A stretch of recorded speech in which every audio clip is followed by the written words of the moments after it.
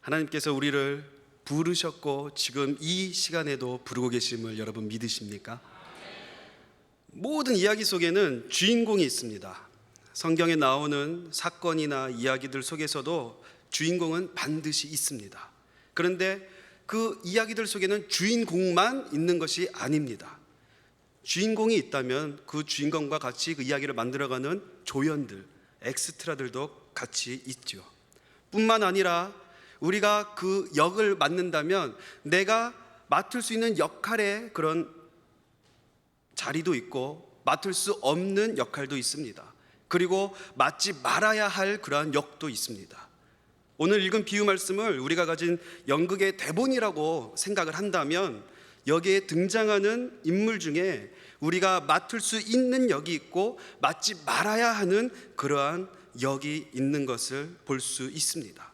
또 맡을 수 없는 그러한 역도 있지요.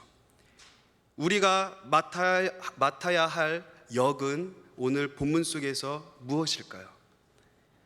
다시 말해서 오늘 이 비유 속에서 주인공, 연극을 한다면 이 말씀을 가지고 내가 주인공이 되는데 어떤 사람이 이 말씀 속에서 주인공이 되겠느냐 질문하는 것입니다. 그것은 바로 택함을 입은 자입니다. 여러분들 모두가 이 비유 속의 주인공이 되시기를 예수님의 이름으로 축원합니다.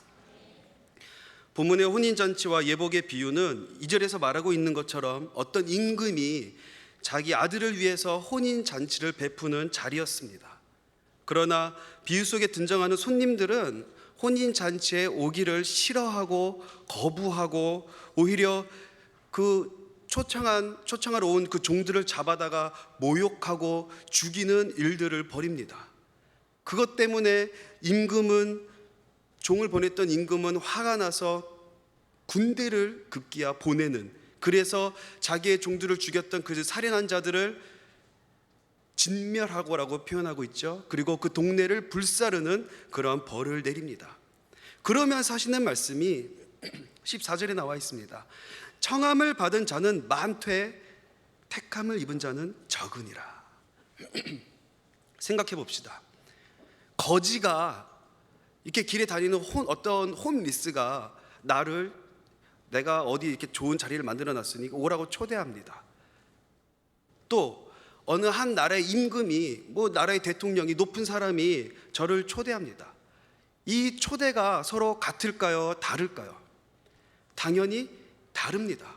거지가 나를 초대하는 것과 어떤 높은 사람, 나라의 왕, 임금이 나를 초대하는 것과는 다른 초대라는 것이죠. 무엇이 다릅니까? 내가 하는 응답에 대한 책임이 다르다는 것입니다. 초대하는 사람의 위엄과 권위가 크고 고결할수록 그 초대를 거부하는 자들의 그 책임져야 될 것은 무겁다는 것입니다. 혹 초대를 했는데 거부해서 죄가 되는 경우도 있습니다. 그렇기 때문에 그들이 감당해야 할 책임은 더욱 무겁고 그 운명은 더 끔찍한 상태에 놓이게 된다는 것이죠. 오늘 비유에서 우리가 확실히 알 수 있는 것은 아버지는 어떤 임금으로 묘사되는데 이것은 분명히 예수님께서 하나님 아버지에 관해서 묘사하고 있다는 것으로 알 수 있고, 또 예수님이 하나님의 아들이라는 것을 의미하고 있다는 것도 알 수 있습니다. 마틴 루터는 다음과 같이 말하였습니다. 혼인잔치를 베푼 임금은, 왕은 우리의 하나님 아버지시며 신랑은 그의 아들 주 예수 그리스도이며 그리고 신부는 그리스도의 교회이다. 거기에 저는 한마디를 더 붙이고 싶습니다. 그리고 그 교회는 바로 우리들이다. 믿으시기 바랍니다. 우리가 신랑 되신 예수 그리스도의 교회된 자들이라는 것입니다. 우리가 신부라는 것이죠. 예수님은 자신이 구속하신 백성과 하나 되기 위해서 이 땅에 오셨습니다. 그리고 예수님은 십자가에 위에서 죽으셨고 사흘 만에 다시 부활하셨습니다. 다시 사심으로써 교회로 하여금, 즉 신부된 우리들로 하여금 영원히 그 예수 그리스도와 함께 연합된 삶을 살게 하셨습니다. 비록 이 비유에는 신부가 등장하지 않지만 이 혼인잔치 전체가 하나님의 아들을 기쁘게 하기 위해 마련된 것이라는 것을 우리가 알 수 있습니다. 결혼식에 가서 슬프다고 대성통곡하고 가슴을 치면서 이 결혼은 반대야, 무효야 이러는 사람 없습니다. 그러한 분들 보신 적 없으실 겁니다. 만약 그런 상황이 벌어진다면 정상적인 모습이 아닌 것이죠. 모두 기뻐하고 박수치고 축복해 주는 것이 정상적인 결혼식의 모습입니다. 신랑과 신부가 하나님 앞에서 그리고 많은 사람들 앞에서 예배드리며 부부로서의 그 언약을 맺는 모습, 참 아름답고 소중한 그러한 것입니다. 이렇게 신랑과 신부가 연합하는 것은 기쁨 그 자체다라고 말씀드리고 싶습니다. 그리고 그 기쁨은 그들만의 기쁨으로 끝나지 않고 함께하는 사람들에게 전달이 되어서 기쁨이 배가 된다는 것이죠. 아시겠지만 지난주에 그 궂은 날씨 가운데서도 결혼식이 우리 청년부 가운데서 있었습니다. 그런데 이제 나중에 식이 다 끝나고 부케를 던지는 그런 장면에서 제가 아마 너무 이렇게 넋놓고 보고 있었나 봅니다. 네, 아내가 옆에 와서 뭘 그렇게 넋놓고 쳐다보고 있냐고. 네, 근데 부러워서 그런 것이 아니라 너무나 그 모습이 아름다워서 정말 축복해주고 싶은 그 마음이 가득해서 그렇게 넋놓고 쳐다보고 있었습니다. 믿거나 말거나. 그랬습니다. 그렇게 결혼식이라는 자리는 축복된 자리고 소중한 자리고 그것을 함께 하면서 그 기쁨은 배가 되는 그러한 일이 일어나는 곳이라는 것이죠. 마찬가지로 신부된 교회가 신랑 되신 예수 그리스도와 하나가 될 때는 말로 다 할 수 없는 기쁨이 있다는 것입니다. 신부된 여러분 한 사람 한 사람이 신랑 되신 예수 그리스도와 연합되어진 그 삶을 살 때 세상과 바꿀 수 없는 그 무엇과도 비교할 수 없는 그 기쁨이, 그 소중함이 생긴다는 것입니다. 그러한 삶을 통해서 신랑 되신 예수 그리스도가 또 다른 말로 하면 복음이 드러난다는 것이죠. 그리고 사람들은 그 복음을 보고 알게 되고 전달되어지고 그 기쁨을 같이 나누는 일이 일어나게 됩니다. 이것이 바로 전도라는 것입니다. 이것이 바로 영향력 있는 그리스도인의 삶인 것입니다. 4절에 보면 이렇게 말합니다. 같이 한번 읽어보겠습니다. 4절입니다. 시작. 다시 다른 종들을 보내며 이르되 청한 사람들에게 이르기를 내가 오찬을 준비하되 나의 소와 살진 짐승을 잡고 모든 것을 갖추었으니 혼인잔치에 오소서 하라 하였더니. 오찬이라는 단어가 나오죠. 우리가 지금 예수 그리스도를 믿음으로써 하는 이 신앙생활은 아직 오찬이라는 자리입니다. 다른 말로 하면, 쉽게 표현하면 아직 저녁 식사밖에 안 된다는 것이죠. 최후의 만찬, 최후의 축제가 되는 그 자리는 아직 아니라는 것입니다. 그 날은 예수님께서 다시 오실 그날에 일어날 것입니다. 믿으십니까? 그러나 오늘 말씀에서 말하는 혼인잔치는 소와 살진 짐승을 잡고 모든 것을 갖추었다라고 이야기합니다.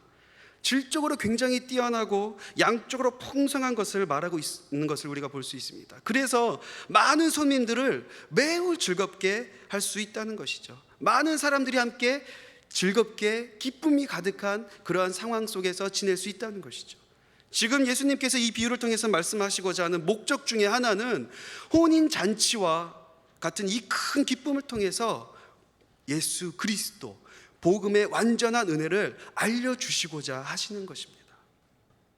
혼인잔치가 바로 이러한 점에서 중요한 의미를 갖고 있는 것이죠. 우리가 이 비유를 통해서 알 수 있는 것은 풍성한 음식이 마련된 잔치, 그러한 자리, 즉 복음의 풍성한 축복이 있는 그런 영적 연회가 우리들 앞에 베풀어져 있다는 것입니다. 믿으십니까? 이미 우리 가운데 이런 풍성한 영적인 은혜가 넘치게 있다는 것입니다. 풍성한 복음이 있다는 것이죠. 하나님께서 베푸신 이 영광의 잔치는, 은혜가 넘치는 복음이 가득한 이 자리는 죄의 용서가 있고 하나님의 돌보심이 있고 마음의 평안이 일어나고 누구도 깰 수 없는 넉넉히 이기게 하는 하나님께서 우리에게 주신 약속, 사랑이 있고 영광의 보좌 앞으로 나아갈 수 있는 길이 있고 성령의 위로와 구원의 확신이 있는 줄 믿습니다. 감히 우리가 상상할 수 없는 그 엄청난 기쁨을 가져다주는 잔치에는 그 어떤 영혼도 다 나아갈 수 있다는 것이죠. 그처럼 풍성하게 준비되어 있는 잔치에 참가해서 마음껏 즐길 수 있는 사람에게 바로 주님께서 재림하실 때, 다시 오셨을 때 일어날 그 최후의 만찬, 마지막 그 어린 양의 혼인 잔치가 마련되어 있다는 것입니다. 그 잔치가 바로 방금 말씀드린 어린 양의 혼인 잔치입니다. 오늘 말씀을 보면 미국 사람, 헐리우드 영화를 봐도 그렇고 우리 한국 사람들도 그렇고 보면은 이렇게 영화를 보면은 해피엔딩으로 끝나는 것을 참 좋아합니다. 근데 프랑스 영화나 이런 쪽의 유럽 영화들이 굉장히 영화성이 있다라고 평가를 받는 이유 중에 하나는 해피엔딩의 영화가 없다는 것이죠. 오히려 우리가 생각하는 것보다 상상을 초월하는 반전의 그러한 마무리, 막 극단적인 죽음, 비극, 이러한 것으로 끝나는 것을 봅니다. 그래서 우리가 미국 영화나 한국 영화를 보면은 굉장히 이렇게 기분 좋은 그런 것이 있는데 나를 보면은 뭔가 이렇게 찝찝한 그런 느낌이 있습니다.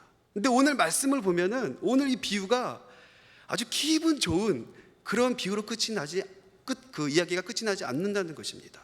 오늘 비유를 보면은 비극으로 끝맺고 있는 것을 봅니다. 굉장히 마음이 무겁습니다. 이 비유에 나타난 비극은 임금의 잔치에 참석해 달라는 초대를 받은 손님들이 뜻밖의 초대를 거절했다는 데서 비롯됐다는 것입니다. 임금은 3번이나 초대합니다. 그러나 그때마다 사람들은 거절합니다. 오늘 말씀에서 청함이라는 단어가 굉장히 여러 번에서 3절부터 14절에서 이렇게 반복해서 나오는 것을 볼 수 있습니다. 분명 예수님께서는 이 말씀을 통해서 청한다는 그것을 주목하고 강조하고 있다는 것이죠. 그것은 바로 하나님의 잔치에 사람들이 참석해 줄 것을 갈망하는 하나님의 뜻을 말해주고 있다는 것입니다. 오늘날 하나님으로부터 모든 사람이 청함을 받았습니다. 지금 이 순간에도 받고 있습니다. 오순절 사건 이후에 사람들은 성령으로부터 복음의 잔치라는 그 자리에 참여하라고 청함을 받습니다. 그러나 안타깝게도 그 청함에 모두가 응하지 않는다는 것이죠. 오늘 이 말씀에 나오는 사람들과 같은 모습이 오늘날 우리들에게 그대로 드러난다는 것입니다. 있다는 것입니다. 첫 번째 청함을 통해서 초대된 자들은 어떻게 합니까? 오기를 싫어합니다. 3절 말씀을 보면 이렇게 말합니다. 그 종들을 보내어 그 청한 사람들을 혼인잔치에 오라 하였더니 오기를 싫어하거늘. 초대받은 자들은 이 초대를 거절하고 종들은 그냥 돌아가 버렸습니다. 초대받은 자들은 임금의 초대였기 때문에 굉장히 영광스러운 자리였지만 그 초대를 대수롭게 여기지 않았습니다. 그렇기에 오기를 싫어하거늘이라고 귀찮아하는 그러한 모습을 보이는 것입니다. 우리의 삶 속에서 언제 그러한 모습을 발견할 수 있는지 아십니까? 노방전도 하면 그런 모습을 쉽게 발견할 수 있습니다. 전도지 들고 노방전도 나가면 이러한 사람들이 있습니다. 보통은 다 받으십니다. 그리고 Jesus loves you, God loves you 영어가 짧으니까 외국어는 못하고 그렇게 하면은 받고 이제 보면서 가는데 어떤 사람들은 전도지를 읽으면은 받기는 하지만 읽어보지도 않고 바로 돌아서서 버리는 사람, 또 아예 받지도 않는 처음부터 그냥 자기 갈 길을 가는 그러한 사람, 이러한 사람들을 발견할 수 있습니다. 오늘 첫 번째 초대에서 이 청함을 받았을 때 오기를 싫어했다라는 사람들이 바로 그러한 사람들인 것입니다. 긍동 지방에서는 잔칫날 며칠 전에 그 잔치에 참여해달라는 초대장을 미리 보내는 그러한 관습이 있습니다. 그 후에 실제 그 잔칫날이 되면은 정확한 날짜가 기입된 초대장을 다시 한번 보낸다는 것이죠. 그러니까 초대를 2번 하는 것이죠. 그래서 이 비유에서 첫 번째 초대를 받은 자들은 2번째 초대장이 그들이 오기도 전에 이미 그 잔치에 참석하지 않기로 결정했다, 작정한 사람들이다라고 우리는 알 수 있다는 것입니다. 자, 2번째 청함을 봅시다. 더 구체적으로 이들은 그 청함의 초대에 응하지 않는 그 이야기가 나옵니다. 4절부터 6절 말씀입니다. 다시 다른 종들을 보내며 이르되 청한 사람들에게 이르기를 내가 오천을 준비하되 나의 소와 살진 짐승을 잡고 모든 것을 갖추었으니 혼인잔치에 오소서 하라 하였더니 그들이 돌아보지도 않고 한 사람은 자기 밭으로 한 사람은 자기 사업하러 가고 그 남은 자들은 종들을 잡아 모욕하고 죽이니. 잔치가 준비되고 그 외에 혼인잔치에 필요한 모든 것이 갖추어졌습니다. 그러나 신부랑 같은 종으로부터 첫 번째 초대받았던 것보다 더 안타까운 소식이 들립니다. 어떤 소식입니까? 2번이나 반복된 임금의 이 친절한 호의에 사람들이 경멸적인 모습을 보입니다. 비웃어버립니다.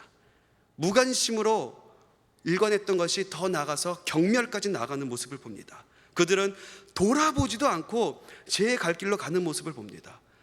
초대된 자들이 자기 밭으로 자기 사업하러 갔다는 것은 임금의 손님으로 혼인잔치에 참여하는 그런 의무적인 일, 순종해야 하는 일, 충성해야 하는 일보다 장사를 해서 이익을 남기는 것이 그들에게 더 중요하게 여겨졌다는 사실을 의미하는 것입니다. 오늘날 많은 자들이 이러한 모습을 가지고 있습니다. 자기의 만족과 자기의 유익을 위해서, 자기가 세운 생각과 그 목표를 위해서 하나님의 그 청한 부르심은 뒤로한 채 자기의 그 갈 길만 가고 있는 모습을 우리는 너무 쉽게 발견한다는 것입니다. 사람은 언제 핑계대는지 아십니까? 자기가 싫어하면 핑계댑니다. 뭐 때문에 이렇고 뭐 때문에 저렇고 핑계가 많습니다. 그러나 좋아하는 일이면은 그 사람은 어떻게 하시는지 아십니까? 아무리 힘든 상황 가운데서도 열일을 제쳐놓고 그 일을 하려고 달려든다는 것이죠. 그게 사람입니다. 하나님의 청함에 인간이라는 존재는 꼭 응답하고 순종해야 하는 존재이지, 더 쉽게 말해서 우리는 하나님의 응답에 순종해야 하고 하나님의 부르심에 응답해야 하는 존재이지, 핑계대고 응답하지 않고 순종하지 못하는 자는 그 존재의 가치가 없다는 것을, 그 존재의 가치를 잃어버린다는 것을 기억하시기 바랍니다. 우리는 하나님께서 우리를 부르실 때 응답할 수 있는 사람이 되어야 합니다. 하나님께서 청하실 때 내가 여기 있습니다, 순종하겠습니다, 사용하여 주시옵소서 라고 말할 수 있는 자들이 되어야 되는 것입니다. 그렇게 청함에 응한 사람을 신자라고 합니다. 그리고 그 청함에 응답하지 않는 사람을 불신자라고 하죠. 예수님께서 어부였던 베드로를 부르실 때를 보면은 뭐라고 이야기하십니까? 베드로에게 가서 나를 따르라 라고 이야기합니다. 근데 나를 따르라 하면서 네가 나를 따르면 내가, 너 어부이니까 진짜 매일매일 감당할 수 없는 물고기를 잡게 해주겠다, 이렇게 말씀하십니까? 아니요. 사람을 낚는 어부가 되게 하겠다라고 말씀하십니다. 그러면서 베드로에게 깊은 데로 가서 그물을 내려 고기를 잡으라 말합니다. 근데 그때 그 상황이 어떤 상황이었냐면은 밤이 새도록 수고하였지만 한 마리도 잡지 못하는 그러한 상황 가운데서 예수님이 나타나셔서 사람 낚게 해줄게, 그러면서 가서 그물 던져봐 라고 말씀하시는 거죠. 근데 재밌는 것은 베드로의 그 예수님의 청함에 베드로의 응답입니다. 뭐라고 하는지 아십니까? 제가 밤새도록 수고했지만 한 마리도 잡지 못했지만 그러나 말씀에 의지하여 내가 그물을 내리리이다. 누가복음 5장 6절에 이렇게 말합니다. 그 다음 구절인데요, 그렇게 하니 고기를 잡은 것이 심히 많아 그물이 찢어지는지라. 그리고서는 자기 혼자 감당하지 못하고 다른 그 주변 사람들까지 다 불러서 함께 그 그물을 걷는 것을 볼 수 있습니다. 말씀을 듣고 그 청함에 응답했을 때 복음이 전파되어지는 그 모습을 이야기하고 있는 것입니다. 이 사건이 베드로가 예수님을 따르는 동기가 되는 것이죠. 이 이야기는 무엇을 이야기하냐면은, 이 이야기는 무엇을 알려주냐면, 예수님께서는 베드로에게 베드로가 가지고 있던 그동안의 그 가치관, 자신이 갖고 있던 그 세계관을 다시 새롭게 정립시키는 것입니다. 네가 그동안 물고기만 바라보고 그것이 목적이 되어서 그것만을 위해서 살아간 사람이었다면 이제는 그것보다 더 중요한 것이 있는데, 그것이 무엇이냐? 사람을 낚는 어부다. 영혼을 구원하는 것, 그게 더 중요하다. 그게 더 중요하니까 나를 따르라, 내가 그렇게 해줄게. 그렇게 그가 가지고 있던 가치관을 바꿔주셨다는 것이죠. 여러분, 하나님의 청함에 응답하시는 자들이 되셔서 사람을 낚는 어부들이 다 되시기를 예수님의 이름으로 축원드립니다. 초대 또는 청함이라는 것은 이스라엘에 베푸신 예수님의 두 가지 측면에서의 자비로 생각할 수 있습니다. 그게 뭐냐면은 예수님께서는 임금의 아들로서, 그리고 사람들을 자신에게 오도록 초대하는 인물을 띤 종이 된 그 신분으로 우리 사람들 가운데 오셨습니다. 그리고 이 가운데서 거하셨습니다. 때때로 주님께서는 잔치에 이스라엘 민족들을 불러 모으셨습니다. 그러나 이스라엘 민족은 그 초대에 응하지 않았죠. 응하지 않는 것으로 끝이 나는 것이 아니라 오늘 말씀에서 뭐라고 얘기합니까? 심지어는 죽이기까지 합니다. 그럼에도 불구하고 우리 좋으신 하나님은 사도 시대에 또 다른 하나님의 초대, 하나님의 청함이 있는 것을 우리는 볼 수 있습니다. 그러나 그리스도의 종인 그 사도들 역시 그냥 순조롭게 그 삶을 감당했던 것이 아니고 큰 시련을 겪게 되는 것을 우리는 역사를 통해서, 말씀을 통해서 알 수 있습니다. 스데반이 그랬고 야고보가 그랬습니다. 많은 자들이 순교하였습니다. 곱게 죽지 못했습니다. 예수를 믿는다고 또는 예수를 전하다가 죽임을 당했습니다. 오늘 종들은, 오늘 이 청함을 받은 사람들은 그 복음을 전하기 위한, 초대하기 위해 온 그 종들을 죽입니다. 경멸했다는 것입니다. 이 경멸당한 임금의 반응은 어떠합니까? 7절입니다. 임금이 노하여 군대를 보내어 그 살인한 자들을 진멸하고 그 동네를 불사르고. 살인의 죄까지 범하게 된 이들, 초대받은 자들의 냉혹한 거절은 임금의 엄청난 심판을 초래했다는 것입니다. 그리고 나서 세 번째 청함이 나옵니다. 다른 목적을 추구하신 하나님의 자비를 나타내고 있는 것입니다. 8절부터 10절 말씀입니다. 우리 같이 한번 읽어보겠습니다. 시작. 이에 종들에게 이르되 혼인잔치는 준비되었으나 청한 사람들은 합당하지 아니하니 내거리 길에 가서 사람을 만나는 대로 혼인잔치에 청하여 오라 한대 종들이 길에 나가 악한 자나 선한 자나 만나는 대로 모두 데려오니 혼인잔치에 손님들이 가득한지라. 아멘. 여기에 청함을 받은 자들은 소위 세상에서 버림받은 자들입니다. 요새 말로 루저라고 하죠. 그러한 자들이 이제 청함을, 초대를 받기 시작합니다. 앞에서 두 번이나 초대받았던 자들은 무례하고 악을 범했습니다. 죄를 지었습니다. 그렇다고 해서 하나님의 선하심이 사라지지 않았습니다. 하나님께서 우리에게 허락하신 그 구원은 진리임을 이야기하고 있는 것입니다. 우리에게 한 번 허락된 구원은 있다가 없고 없다가 있는 것이 아니라 한 번 허락된 구원은 변치 않고 영원하다는 것을 여러분 믿으시기 바랍니다. 하나님의 선하심은 사라지지 않는 것입니다. 앞에 두 번의 초대를 받은 자들은 유대인들을 말합니다. 하나님의 은혜가 유대인에게 냉혹하게 걸려당했기 때문에 이제는 이방인들에게, 우리들에게 이스라엘의 신성한 그 권리로 볼 때는 아주 보잘것없는 존재로 여겨졌던 그 이방인들에게 향하게 되었다는 것이죠. 그리고 임금은 이야기합니다. 만나는 대로 모두 데려와라. 모두 데려와라. 복음입니다. 좋은 소식인 겁니다. 이 위대한 복음의 선포가 있을 때 이방인들은 그것에 어떻게 했습니까? 응답합니다. 그리고 그 잔치에 가게 되는 그 모습을 우리가 볼 수 있습니다. 임금의 종들은 네거리, 사거리의 길로 나갔습니다. 혼인잔치에 악한 자나 선한 자나 모두가 손님이 되어서 초대를 받았습니다. 종들은 잔치에 참석하려는 모든 사람들을 불러 모았습니다. 여기서 말하는 악한 자, 선한 자라는 것은 누구를 이야기할까요?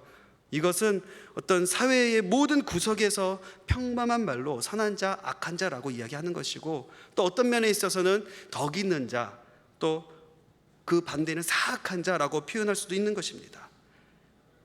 만약 종들이 이 사거리에 나가가지고 도덕적으로 악한 자들을 만났다고 합시다. 도둑이나 강도 같은 그런 사람들, 그러나 그러한 자들까지도 다 혼인잔치에 초대되었다는 것이죠. 그리고 그들은 반응하고 왔다는 것입니다. 반대로 어떤 기준에 있어서 선한 자들, 빛 가운데 진실되게 살아가고 있는 자들, 그리고 보다 고결한 그러한 삶을, 하나님 마음에 합당한, 하나님 마음을 기쁘게 하는 그런 삶을 추구하는 선한 자들을 만나서 그들에게도 초대했을 때 그들 역시 응답하고 왔다는 것입니다. 모든 사람이 다 왔다는 것입니다. 근데 여러분 기억하시기 바랍니다. 모든 사람은 악한 자나 선한 자나 어떠한 자든 다 죄인입니다. 그리고 죄인이기 때문에 회개하고 구세주를 영접해야 한다는 것이죠. 주님 앞에서는 선한 자도 없고 악한 자도 없습니다. 그냥 죄인일 뿐입니다. 따라서 구원을 얻기 위한 길은 하나밖에 없는데 그것은 무엇입니까? 악한 자든 선한 자든 있는 자든 부족한 자든 가난한 자든 어떤 자든지 간에 모두가 그리스도의 보혈을 통해서만 구원을 받을 수 있다는 것, 하나님 앞에 나아갈 수 있다는 것입니다. 믿으시기 바랍니다. 오직 예수가 진리요 길이요 생명임을 믿습니다. 11절부터 14절 말씀입니다. 우리 같이 한번 읽어보죠. 시작. 임금이 손님들을 보러 들어올새 거기서 예복을 입지 않은 한 사람을 보고 이르되 친구여 어찌하여 예복을 입지 않고 여기 들어왔느냐 하니 그가 아무 말도 못하거늘 임금이 사원들에게 말하되 그 손발을 묶어 바깥 어두운 데에 내던지라 거기서 슬피 울며 이를 갈게 되리라 하니라. 청함을 받은 자는 많되 택함을 입은 자는 적으니라. 잠시에 참여한 손님이 즉시 연회장으로 들어가지 않고 임금이 그들에게 주는 그 예복을 입고 나란히 서서 대기하고 있는 것입니다. 사거리에서 모여든 그 사람들 거의 다 대부분 가난하고 가진 것이 없는 그런 사람들이었기 때문에 그런 예복을 갖출 형편들이 못 되었습니다. 우리가 주의 깊게 보아야 할 것은 참석한 모든 사람의 의복을 통일시키기 위해서 임금이 손님들에게 간단한 예복을 제공하는 것인데 이것은 당시 그 중동 지방의 관습이었다고 합니다. 한 학자가 11절에서 말하는 예복을 입지 않은 이라는 단어에 대해서 굉장히 정확히 설명하는 것을 보았습니다. 이렇게 이야기합니다. 임금은 거기서 예복을 입지 않은 사람을 보고 그에게 친구여 어찌하여 예복을 입지 않고 여기에 들어왔느냐 물었습니다. 여기에 12절에서의 않고라는 단어가 이 비유에서 않고 두 번 나오죠. 영어로는 not입니다. 두 번 나오는데 이것이 각기 사용되는 뜻이 다르다는 것이죠. 첫 번째로 사용된 11절의 않은이라는 단어는 원어적 의미로 보면은 단순히 예복을 입지 않은 사실을 이야기하고 있는 것이라 이야기하고 있고, 임금이 그에게 옷을 입지 않은 이유를 물었을 때 12절의 않고라는 단어는 원어적 의미로는 그가 예복을 입지 않았다는 단순한 그냥 사실로 끝나는 것이 아니라 어떤 분명한 그 예복을 입지 않은 의도가 있고 목적을 가지고 예복을 입지 않았다는 점을 뜻하고 있다라고 이야기합니다. 그 사람이 예복을 입지 않고 혼인잔치에 참석했을 때 임금이 그에게 다음과 같이 말했습니다. 네가 왜 예복을 입지 않은 것인지 이해가 안 가는구나. 내가 예복을 주지 않았느냐. 예복이 없어서가 아니라 예복을 입으려는 생각이 없어서인 거지. 네가 예복을 입지 않은 것은 어떤 의도를 가지고 있는 거지. 너는 이미 예복을 입지 않으려고 작정하고 있는 거지. 예복을 입지 않고 연회장에 참석한 것은 이 혼인잔치 질서를 깨트리려고 하는 것이지. 너 내 말에 순종하지 않는구나 라고 지금 주님은 우리에게 말씀하고 있다는 것입니다. 네 생각대로 살아가고 있구나 라고 이야기하고 있다는 것이죠. 이에 예복을 입지 않은 사람은 아무 말도 하지 못했다 라고 이야기합니다. 그러자 임금은 그를 바깥 어두운 데 내던지라는 무서운 심판을 내립니다. 여기서 예복이 상징하는 것은 무엇일까요? 오늘날과 같은 이 은혜의 시대에 이 예복의 의미를 우리는 어떻게 적용시키면서 살 수 있을까요? 그것은 죄와 내 생각, 자만, 고집, 그러한 예복을 우리가 입고 있다면 그것을 벗어버리고 회개하고 하나님의 의의 예복을 입어야 한다는 의미를 가지고 있다는 것입니다. 곧 예수 그리스도를 말합니다. 내 생각, 나의 만족, 그런 것을 잡고 살아가는 것이 아니라 십자가만 자랑되어서 십자가만 붙잡고 살아가는 것이 지금 필요하다는 것입니다. 오늘날 교회에 다니는 사람들 가운데는 회개와 순종, 구원의 확신, 그리스도에 대한 어떤 바른 인식, 봉사와 헌신, 이런 것들을 뒤로 하고 말 그대로 종교 생활만 하는 사람들이 태반입니다. 교회만 다니는 사람들이 얼마나 많은지 모릅니다. 예배에 와서 앉아 있어도 하나님과의 그 교제가 없고 만남이 없고 그냥 앉았다 돌아가는, 성전 뜰만 밟고 돌아가는 사람들이 얼마나 많은지 모른다는 것입니다. 그것이야말로 구원을 받지 않고 나는 구원받은 사람이다 라고 소망을 갖는 아주 뻔뻔한 죄인의 모습이라는 것이죠. 어떤 죄인이든지 자신들이 임금의 은혜를 경험했다면 임금의 말에 복종해야 하는 것이 맞는 것입니다. 예복을 입지 않은 사람은 나 자신이 나의 주인이기 때문에 나 스스로 하나님 나라에 이르는 길을 내가 만들어 가겠다라고 생각하는 사람들입니다. 그러나 제공된 하나님 아버지로부터 제공된 그 예복을 입은 자는 이와는 반대되는 고백을 합니다. 어떻게 고백합니까? 나 자신이 내가 주인이 아니라 주님께서 값을 주고 산, 주님의 목숨을 주고 산 그 보혈의 값이 있는 그런 존재이다. 나의 의는 불결한 옷 못과 같고 예수님만이 나의 의가 된다라고 고백하는 자입니다. 그러나 그리스도의 모든 의의 상징으로서 예복은 또 다른 의미를 가지고 있습니다. 사도 바울은 그것을 이렇게 이야기합니다. 주 예수 그리스도로 옷 입으라. 예복은 그리스도로 옷 입혀진 삶을 의미한다는 것이죠. 우리가 고백하는 복음과 일치하는 삶을 살아내야 한다는 것입니다. 그러한 삶을 사시기 바랍니다. 여러분들이 생각하고 여러분이 경험하고 여러분이 만났던 그 하나님께서 허락하셨던 그 은혜가 저버리지 않는, 사라지지 않는 그런 삶을 우리는 살아내야 하는 것입니다. 만약 사람이 이러한 예복을 입지 않고 죽으면 예수 믿고 구원받은 죄인들만을 위해서 베풀어진 어린 양의 혼인 잔치에 결코 참여할 수 없게 되는 것입니다. 자신들의 의복인 예수 그리스도를 영접하지 못한 채 죽은 사람들에게는 영원히 어두운 암흑, 지옥의 운명이 있다는 것을 여러분 기억하시기 바랍니다.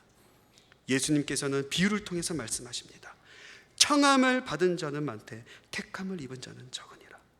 부름을 받았으나 그리스도를 영접하지 못한 자들은 자신들이 지은 죄 가운데서 죽는다는 것이죠. 그러나 부름을 받고 그를 영접한 자들은 택함을 받은 자가 되어서 임금의 잔치에 손님으로서 초대를 받는다는 것입니다.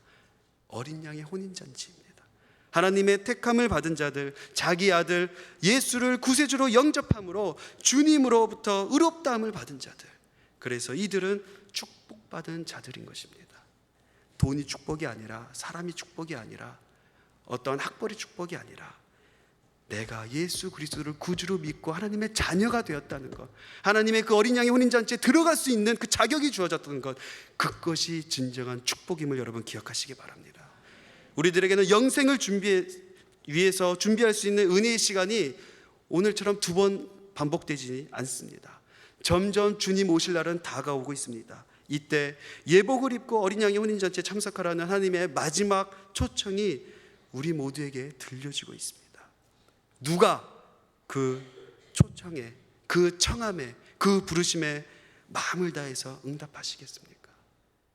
요한계시록 16장 15절은 이렇게 이야기합니다. 보라, 내가 도둑같이 오리니 누구든지 깨어 자기 옷을 지켜 벌거벗고 다니지 아니하며 자기의 부끄러움을 보이지 아니하는 자는 복이 있도다.